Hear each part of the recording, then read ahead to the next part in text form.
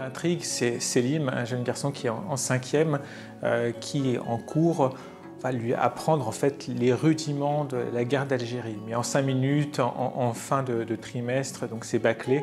Et Selim va faire ses propres recherches sur Internet et il ne va voir que des images de violence.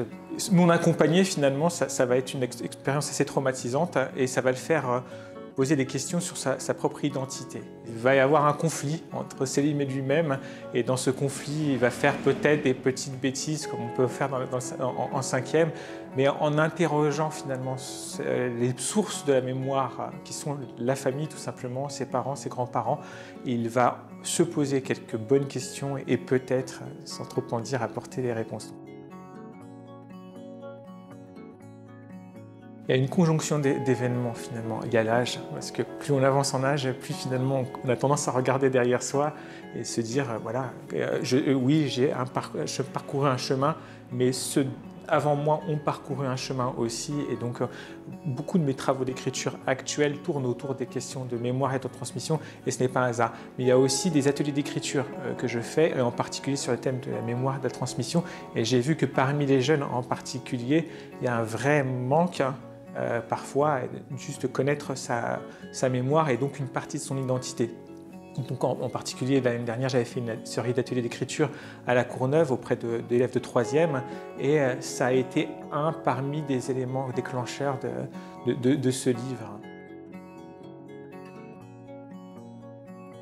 Je suis tombé vraiment amoureux de l'auteur Jérôme Ferrari, de ses livres, je veux dire.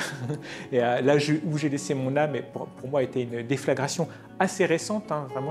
Mais à partir de ce moment-là, et on parlait tout à l'heure aussi des déclencheurs de la mémoire, la question de la mémoire, Jérôme Ferrari en fait aussi partie, la façon dont il l'explore. Après, il y en a tout plein. Alors, il y a Valérie Zenati, que je cite en remerciement de ce livre, qui, elle aussi, a exploré la mémoire, mais plein d'autres questions, et qui est une amie extraordinaire. Enfin, c'était Romain Gary tout à l'heure. Romain Gary fait partie de ma bibliothèque.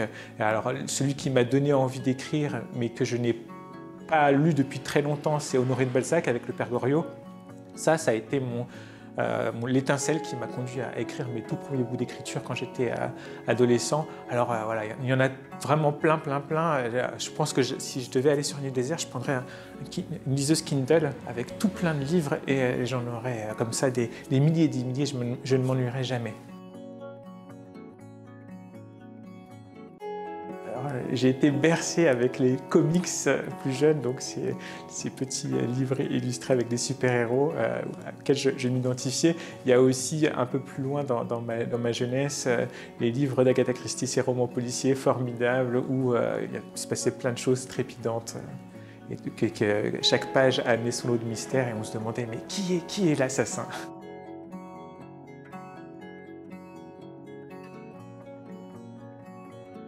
Je suis plutôt macroute en fait. Alors, pas n'importe quelle macroute, ceux de ma mère. Couscous de ma mère, encore une fois. Thé à la menthe, parce que j'ai du mal avec le café, ça me maintient éveillé, mais le thé à la menthe, je pourrais en boire toute la journée. Tagine. Et babouche.